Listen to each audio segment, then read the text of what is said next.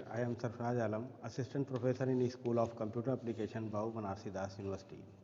This is the lecture number 5 of Module 4 on software engineering topic. And in this lecture, I will cover the topics associated to software quality. First of all, I will discuss what is software quality. Traditionally, a quality product is defined in terms of its fitness of purpose. That is, a quality product does not exactly what the users want it to do. For software product, fitness of purpose is usually interpreted in terms of satisfaction of requirements laid down in the SRS document. Although fitness of purpose is a satisfactory definition of quality for many products such as a car, a table, a fan, a grinding machine, etc. For software product, fitness of purpose is not a wholly satisfactory definition of quality. To give an example, consider a quality product that is functionally correct. That is, it performs all functions as satisfied in the SRS document, but has an almost unusable user interface. Even though it may be functionally correct, we cannot consider it to be a quality product. Another example may be that of a product which does not everything that the users wants, but has an almost incomprehensible and unmaintainable code. Therefore, the traditional concept of quality as fitness of purpose for the software product is not wholly satisfactory. The modern view of quality associated with the software product several quality factors such as the portability, usability, reusability, correctness and maintainability. So, the portability concern with a software product is laid down to be portable if it can be easily made to work in different operating system environments, in different machines with other software products, etc. And next is the usability. A software product has good usability if different categories of users, that is both expert and novice users, can easily invoke the functions of the product. And next is the reusability. So, a software product has good reusability if different modules of the product can easily be reused to develop a new product. And next is the correctness. A software product is correct if different requirements as specified in the SRS document have been correctly implemented. And the next factor is the maintainability. A software product is maintainable if errors can be easily corrected as and when they show up, new functions can be easily added to the product and the functionalities of the product can be easily modified, etc. So, the next topic is the software quality management system. A quality management system is a principal methodology used by optimizing to ensure that the product they help have to desired quality.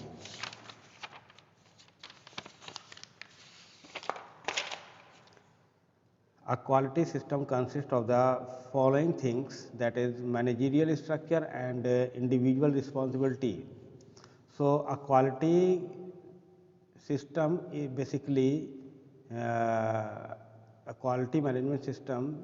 The first point consists, a quality system is actually the responsibility of the organization as whole, where however every organization has a separate quality department to perform several quality system activities. The quality system of an organization should have support of the top management. Without support for the quality system at a high level in a company, few members of staff will take the quality system seriously. And next is the quality system activities. Next activities, the quality system activities uh, compass of the following things, that is that's are auditing of the project, review of the quality system, development of the standards, procedures and guidelines, etc., production of reports for the top management, summarizing the effectiveness of the quality system in the organization. And next topic is the evolution of the quality management system. So a quality system have rapidly evolved over the last 5 decades. Prior to World War II, the usual methods to produce quality products was to inspect the finalized products to estimate defective products. Since that time, quality system of the organization have undergone through 4 stages of evolution. The initial product inspection methods gave way to quality control QC, and quality control focus on not only on detecting the defective products and eliminating them, but also on determining the cause behind the defects. Thus, quality control aims to correcting the cause of errors and not just rejecting the product. The next breakthrough in quality system was the development of the quality assurance principles. So, the basic promises of the modern quality assurance is that if an organization's processes are good and are followed rigorously, then the product are bound to be of good quality.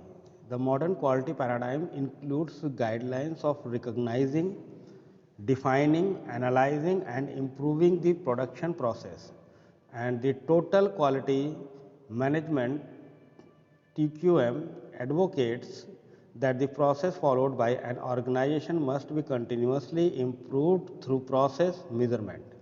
TQM goes a step further than quality assurance and aim at continuous process improvement. TQM goes beyond documenting process by optimizing them through redesign. A term related to TQM is business process reengineering. So, the basic aim of the business process reengineering is the way in the business is carried out in an organization.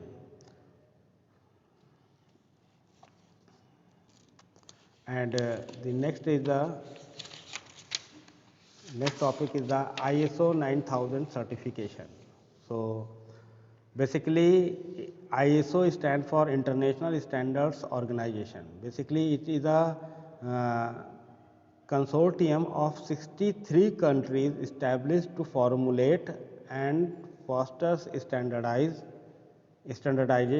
ISO published in its 9000 series of standards in 1987. ISO certification serves as reference for contract between independent parties. The ISO 9000 standards specifies the guidelines for maintaining a quality system. We have already seen that the quality system of an organization applies to all activities related to its product or services. The ISO standards mainly addresses operational aspects of organizational aspects such as responsibilities, reporting, etc. In a nutshell, ISO 9000 specifies a set of guidelines for repeatable and high quality product development. It is important to realize that ISO 9000 standard is a set of guidelines for the production process, and is not directly concerned about the product itself. Then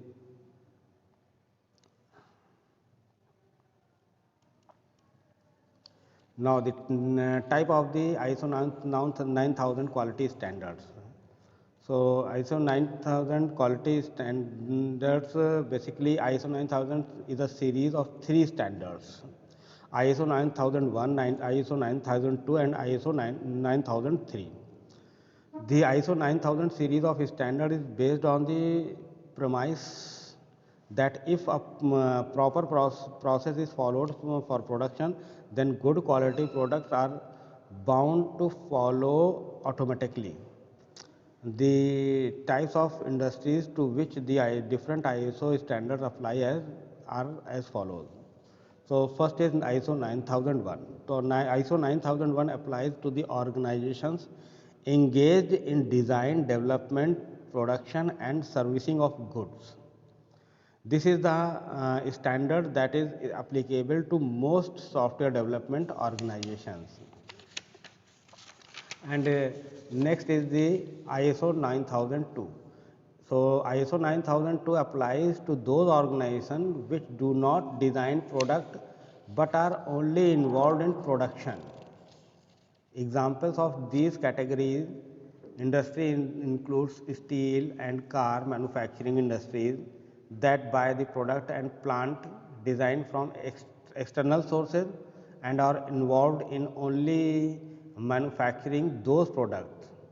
So therefore, ISO 9002 is not applicable to software development organization. And next is the ISO 9003.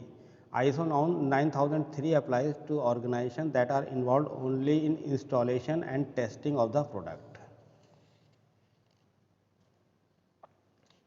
And the next is the need for obtaining ISO 9000 certification.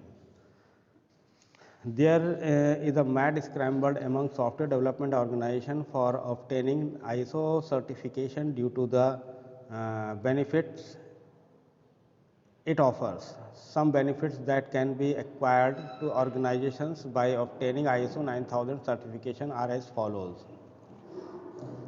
First is confidence of customers in an organization increases when organizations qualifies for ISO certifications.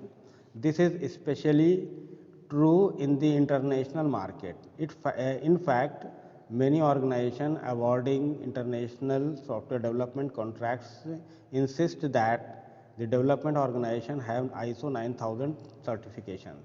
For this reason, it is vital for software organization involved in software exports to obtain ISO 9000 certification. And next is ISO 9000 requires a well-documented software production process to be in place. A well-documented software production process contributes a repeatable and higher quality of the development software. Next is the ISO 9000 makes the development process focus, efficient and cost effective. And next is the ISO 9000 certification points out the weak point of an organization and recommends remedial actions. And next is ISO 9000 sets the basic framework for the development of an optimal process and total quality management.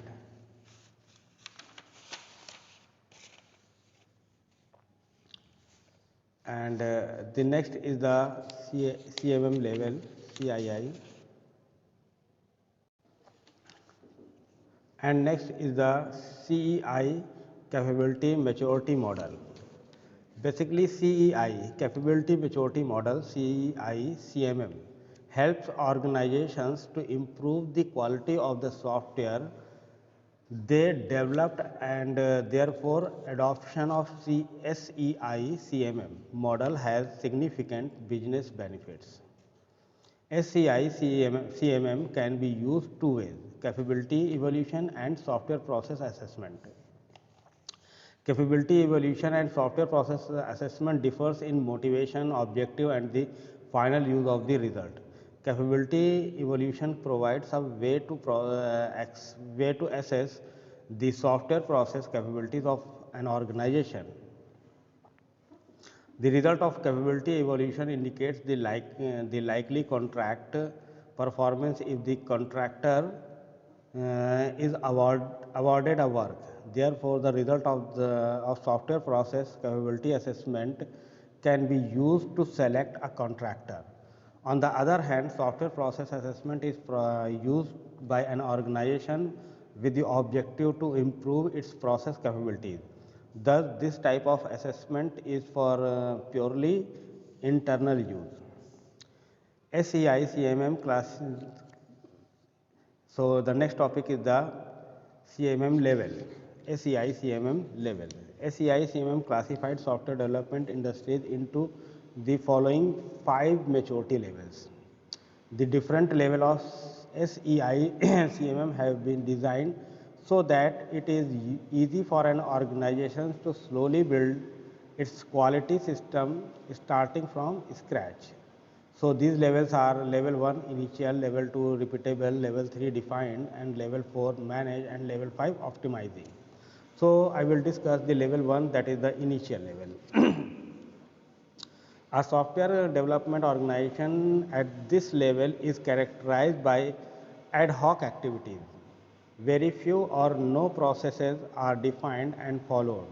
Since software production processes are not defined, different engineers follow their own process, and as a result, development efforts becomes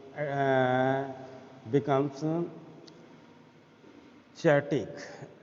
Therefore, it is also called chaotic level. The success of project depends in individual efforts and heroics. When engineers leave, the successors have great difficulty in understanding the process followed and the work completed. Since formal project management practices are not followed under time pressure, shortcuts are tried out, leading to low quality. Next is the level is the repeatable. At this level, the basic project management practices such as tracking cost and schedule are established. Size and cost estimation techniques like functional point analysis, COCOMO, etc. are used. The necessary process discipline is in places to repeat earlier success on projects with similar applications. So please remember that opportunity to repeat a process exists only when a company produces a family of products. And then level 3, that is the defined. At this level, the processes for both management and development activities are defined and documented. There is a common organization wide understanding of activities, roles, and responsibilities. The processes through the different defined the process and product qualities are not measured. ISO 9000 aims at achieving this level. Now the next level is the level 4, managed. At this level, the focus is on software metrics. The two types of matrices are collected. Product matrix measures the characteristics of the product being developed, such as its size, reliability, time complexity, understandability, etc. And the process matrix reflects the effectiveness of the process being used, such as average defects correction time, productivity, average number of defects found per hour inspection, average number of failures detected during testing per LOC, etc. Quantitative quality goals are set for the product. The software process and product quality are measured, and quantitative quality requirement for the product are met. Various tools like Pareto chart, fishbone diagram, etc. are used to measure the product and process quality. The process metrics are used to check if a project performed satisfactorily.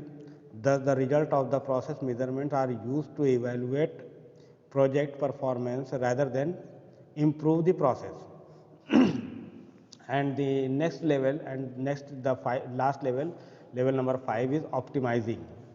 At this stage, process and product matrices are collected, process and product measurement data are analyzed for continuous process improvement. For example, if from the analysis of the process measurement result, it was found that the code review were not very effectively and large number of errors are detected only during the unit testing, then the process may be fine tuned to make the review most effective. Also, the lesson learned from the specific projects are incorporated into the process. Continuous process improvement is achieved both by carefully analyzing the quantitative feedback from the process requirements and also from applications of innovative ideas and technologies. Such an organization identifies the both software engineering practices and innovations which may be tools, methods or processes. The best practices are transferred throughout the organization. So these are the 5 SEI CMM levels. Now the next topic is application of SEI CMM to organizations.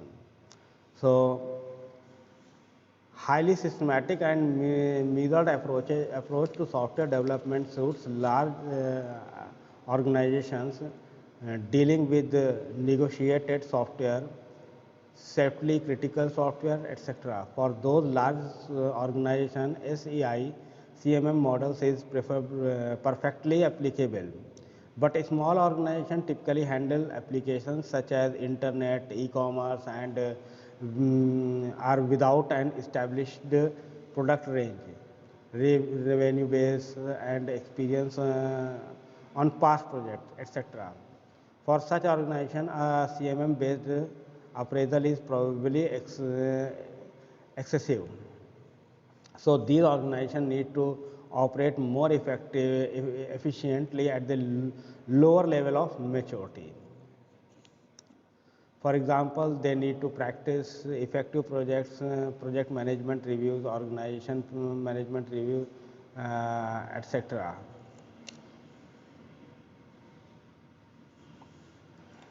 So this is the now I will complete my lecture at this moment, and in this and now the module 4 is completed, and thank you.